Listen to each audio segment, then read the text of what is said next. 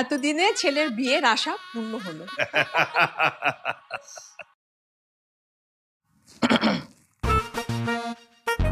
উমা, আমি কি দেখতেছি?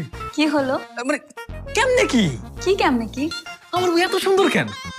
আমি তোমার বাবার কাছে একটা মেয়ে চাইছিলাম বিয়ে করার জন্য। এ তো মেয়ে না, এ তো আসমানের পরী। এভাবে বলবেন না, আমার লজ্জা লাগে। আমার বউ তো দেব লজ্জাও পায়। এই নিন, দুধটা খেয়ে নিন। হ্যাঁ, খাবো তো, দাও। কত স্বপ্ন ছিল বড় হয়ে বিয়ে করব, বিয়ের পরে বাসরাতে আমার বউ দুধের গ্লাস নিয়ে দাঁড়িয়ে থাকবে আমার জন্য। আজকে সেই স্বপ্ন পূরণ হইতেছে, খাই দিতেছে।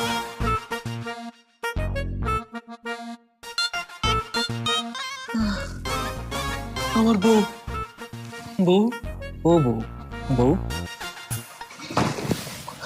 এই কে কে কে কে বউ? তোর মা হারামজাদা। কয়টা বাজে হ্যাঁ? প্রতিদিন তুই বলদের মতো শুয়ে শুয়ে ঘুমাচ্ছিস আর ঘুমের মধ্যে বউ বউ বলে চেঁচাচ্ছিস। তোর লজ্জা করে না? না, লজ্জা করে না। লজ্জা তো তোমাদের করার কথা। বিয়ের বয়সে একটা ছেলেকে বিয়ে না দিয়ে সমাজে মুখ দেখাও কি করে? ছেলেটা বিয়ের বয়স হয়ে গেছে, তা নিয়ে তাদের কোনো মাথা ব্যথা নেই।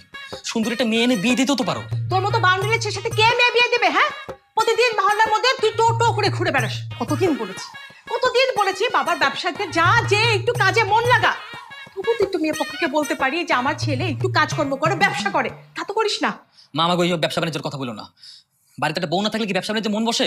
আগে জলদি জলদি একটা বউ আনো, তারপর আমার ব্যবসা বাণিজ্য মন বসবে। কি নির্লজ্জ